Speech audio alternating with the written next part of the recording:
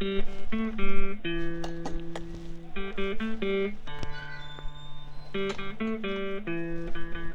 I finished my chores this morning, and we're finishing a year of homesteading here at Pine Meadows Hobby Farm. Stay tuned and we'll go ahead and sit on the porch swing and have my traditional chat.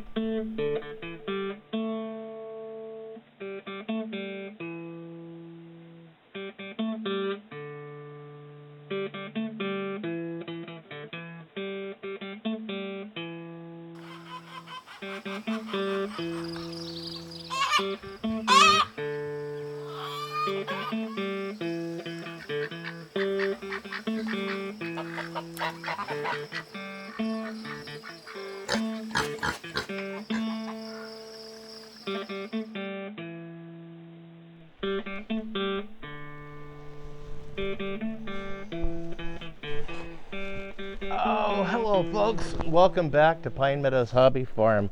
I'm your host, Jerry Hansen. I'm inviting you guys to join me on my porch swing on my back porch. It's time for wrapping up a year of homesteading. Not a lot of drama this year, thank God. So to start off with,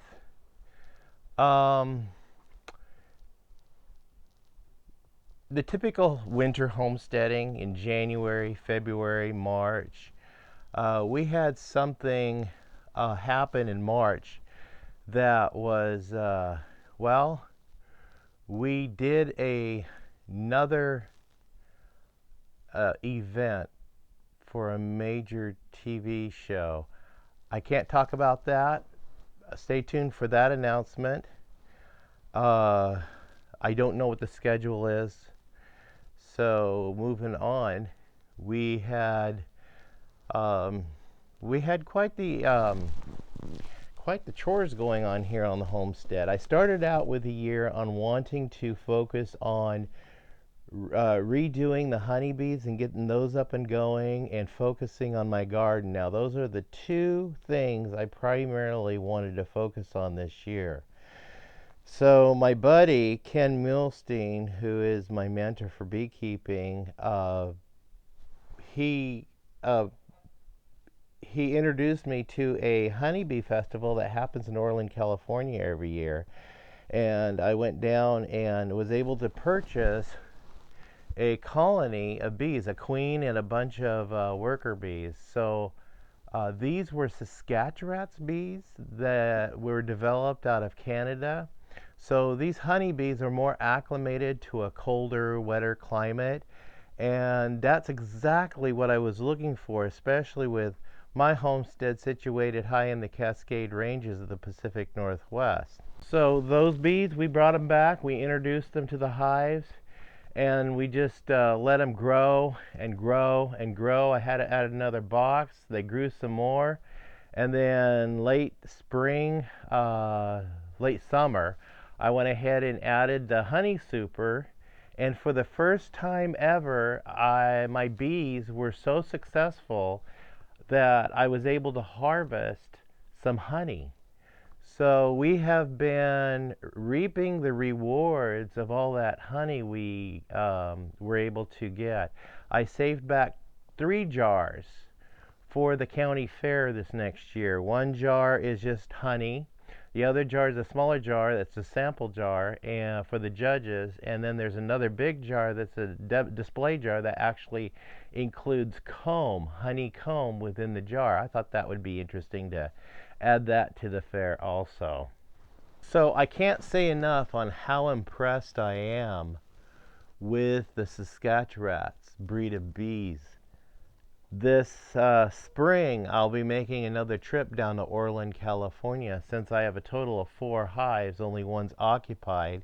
I'm going to go ahead and acquire 3 more colonies of those Saskatchewan's bees and fill out my bee yard this next year. So that I'll include that chat with my January chat and talk about events and plans for the homestead for next year, so stay tuned to that video. So once I got my bees established, I turned my attention to the garden. My buddy, Steve Davis, through some bartering, he was able to mill some timber for me. He has a sawmill in his backyard. It's one of those portable sawmills. And he has a mountain full of timber, so he harvested a Doug fir off his land, and he cut me up some beams, primarily for my barn, and then some extra beams for my garden. So I was able to make some beautiful raised beds out of these beams in my garden, and I started packing in soil, laying out weed barrier. Now I want to emphasize that my garden is probably only this much of soil, maybe. Just enough to get the tines of a tiller down in the most part of the garden. In a little area, I have a little bit deeper soil, and that's way back up in the upper corner. So uh, that, for some reason, did not do well. But where I added the nutrient-rich soils in the raised beds, my crops did wonderful. We harvested peas and cabbage. I harvested a lot of radish. Oh, and I learned this new recipe of roasting radishes, just like you roast a potato. Oh man, they are so good. You guys ought to try that sometime. You know when you eat a fresh radish, a small radish, and it's got that little spice zing to it? They're wonderful in salads or as a sliced radish tea sandwich. But when you let your radish grow big, there's a big variety. You can let them grow big, then you harvest them, and then you can roast them. You cut them in quarters and you drizzle some olive oil over them and some seasoning like garlic and some other seasonings, and just roast them, turning them every 10 minutes for about, 45 minutes. Oh my goodness, the whole family just raved on those radishes. So radish is a real easy vegetable you can grow, and it grows pretty much year round, especially if you have a greenhouse like I do. So this year I able to do a lot of experimentation in the garden because I put so much focus and energy on the garden. I started planting things that our family would eat, that I knew we'd eat, and harvesting and canning, preserving a lot of the produce that we were able to harvest.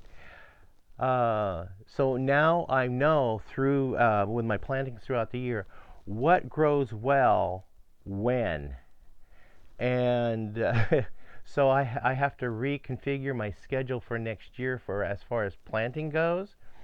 And string beans, or green beans, I'm going to be planting a lot of green beans.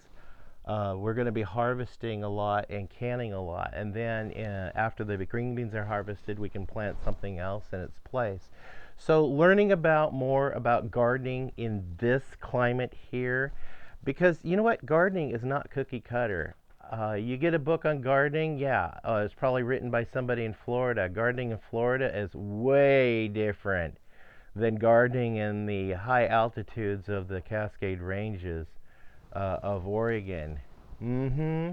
So cutting gardening is it's okay for basic instructions, but not for everybody. It just doesn't work for everybody.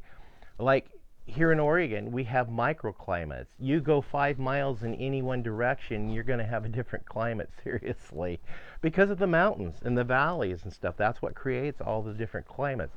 I could drive 10 miles south, and I'm standing in the middle of the smallest desert in the world. Yeah. I can drive 20 miles to the east or west, and I'm standing in a rainforest. Yep, all kinds of climates just within a short radius. So much for gardening. In the greenhouse, we have done a lot in the greenhouse. Not so much growing though. I did do some planting in the greenhouse, and I just recently harvested yesterday or day before yesterday some of my stuff that I grew. I harvested beautiful carrots. Oh man, those things are tasty. And this is like December 5th that we were harvesting out of the greenhouse carrots. I don't know how unusual that is, but for our climate, that's unheard of. Really, it's unheard of. Um, we had some improvements. I was able to take some revenue that I earned on YouTube and finally get us out of the mud. I hauled load after load of gravel with my pickup and my load handler. Yeah, it was good exercise. It was a lot of trips to the gravel yard. I got approximately 25 loads of gravel and was able to gravel everything I wanted to get done this year, and it worked. We're out of the mud. No more potholes, no more puddles of water in the driveway. It is awesome to be able to walk out there and not get my feet wet, especially in the early morning hours when I'm getting up to go to work, because I leave here about 4:30. Well, I get up at 4:30. I leave about here about 5 a.m. And this time of year, it's pitch dark. It is pitch dark. So yeah, I sometimes get my feet wet. Not a good thing when you're going to work with a wet foot. Ugh. Anyway, uh, we acquired also with some more YouTube revenue. I was able to buy a 500-gallon propane tank and add that to our homestead.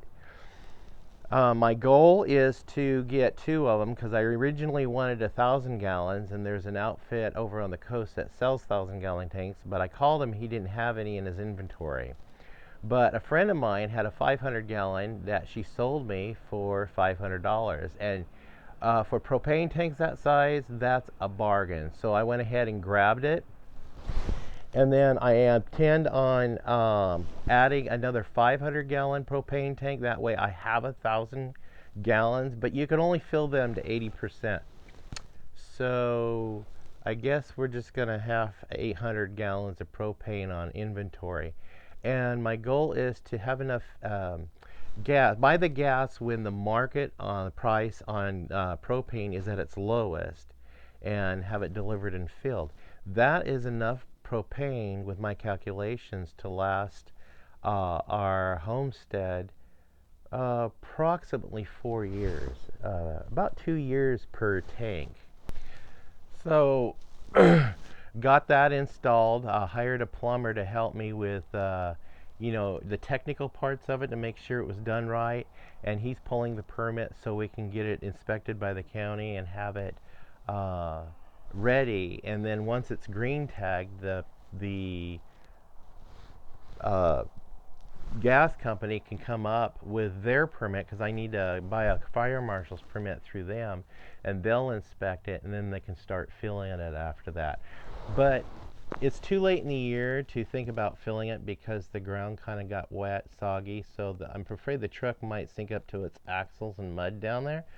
So I'm going to go ahead and just wait until the prices drop and get it filled. In the meantime, I'm just going to go ahead and continue what we have been, and nursing off these 25-gallon bottles that I take down to the store and get them filled. So yeah, hopefully we'll get hopefully by then we'll have another 500-gallon tank installed, and then that way we can have everything installed at once and just save up the money for the cost of the gas. Another feature I was able to add to the homestead this year was a 2,500-gallon water tank I set up next to the well.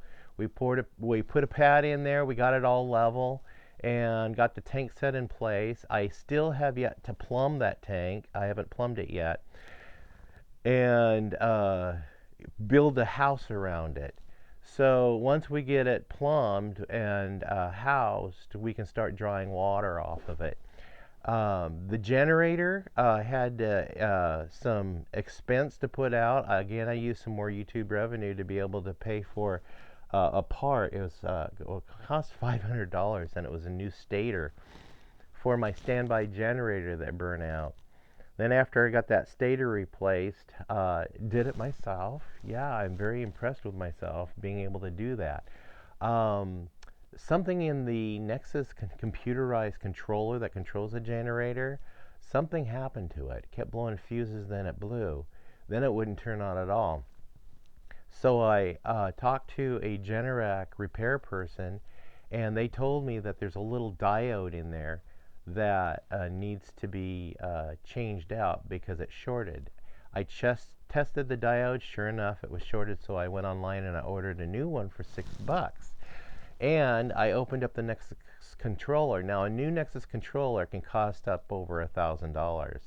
I found a cheaper one that's $444 that is brand new online. So I might buy it, but I'm going to try fixing this one first. All I have to do is solder one little point near the on-off switch, and that's where the problem is, and then switch out the little diode, and then the generator hopefully will function.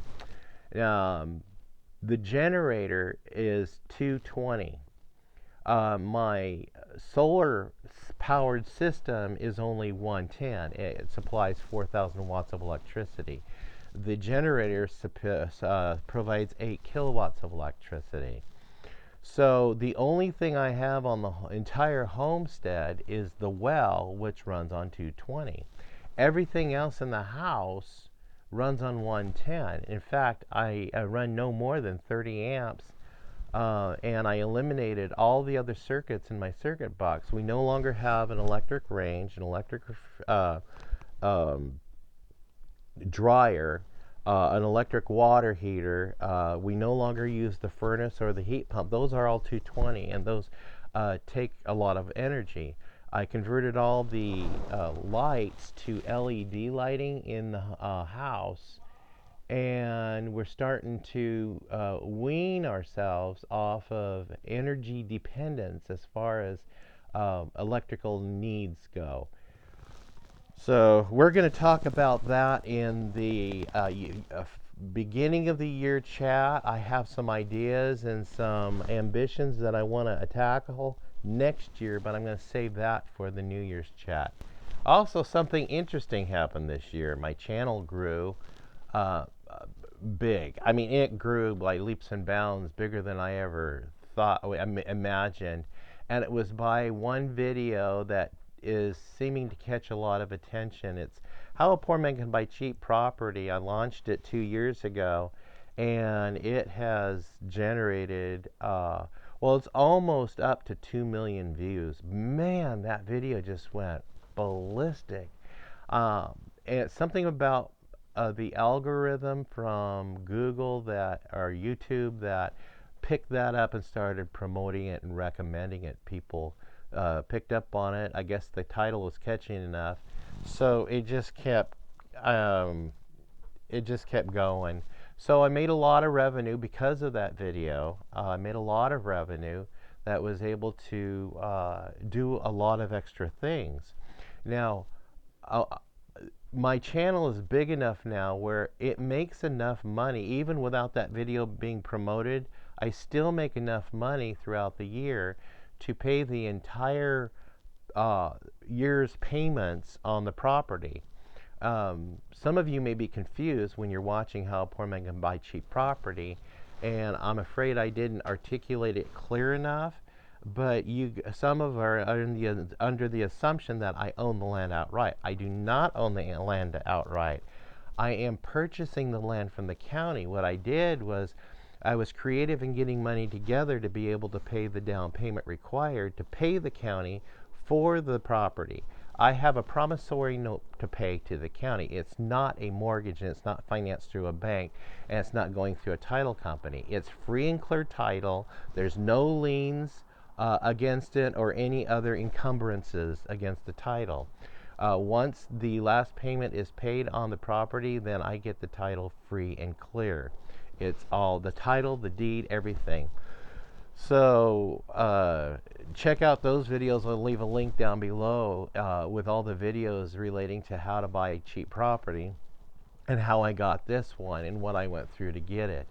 But I don't own the property. I do own the house. I paid cash for the house. All my buildings I built with recycled, repurposed, upcycled material, and then raising and selling livestock, and taking their proceeds and building the projects here on the homestead.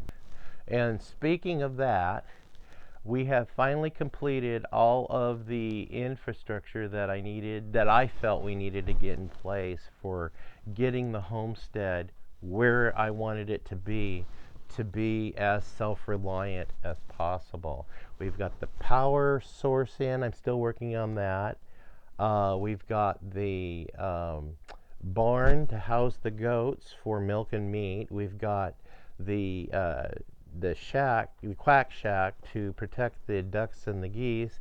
Chicken coop, of course, we get eggs from that. We've got the bunny bungalow, we got the bee yard, and we got a new well house. So that's the infrastructure. And then we got a greenhouse. So regretfully, I don't have a garage. I wish I did. I need a garage to be able to do my indoor projects in the winter months, but I have to make do with what I got. So we had a lot of neat stuff happen on the homestead. We had a little bit of a inconvenience this year. Just recently, we had a big old tree rotten, fall on the fence line and smashed a section of fence flat. And I wasn't aware of this. But coyotes, when they cycle in their range, they go from one area, they hunt for a couple of days, and then they move to another area. Well, it just so happened they were in our area, and they found that breach in my fence, came in, broke into the quack shack where I was holding my turkeys, and they took the turkeys, and they tore down the fencing. Man, those beasts are strong. Anyway, I'm pretty sure it was coyotes. They took the two turkeys. Something got my rooster and 3 hens, and something else got a duck. I thought I lost 2 ducks, but I did lose 2 ducks, but I just found one of the ducks drowned in the pond. Yeah, I gotta fish it out of the pond. I just discovered it, so I gotta fish it out of the pond and do something with it. But I'm down to 1 duck that thinks he's a goose now. I'm down to 5 geese, 2 goats, 4 hens, and a colony full of bees. And that's all the livestock I have. The pigs, I sold them all, except for a couple of them. We butchered 2 of them, and then we sent them to freezer camp. They're parked right in here. And we've been gnawing on them from time to time throughout the year since they were butchered. Yeah, so much is homestead life. A lot happened this year. I got some more painting done this year. I'm working on some more paintings, and I'm including a story. I started this story with my paintings, as you guys can watch them. I'm working on one right now. I'll upload that before I upload this, and I'm painting a seagull in the surf of the beach. And this is the second time I actually painted this seagull. The first time, that picture ended up hanging in a gallery for a while, and now it's hanging in a private collection somewhere.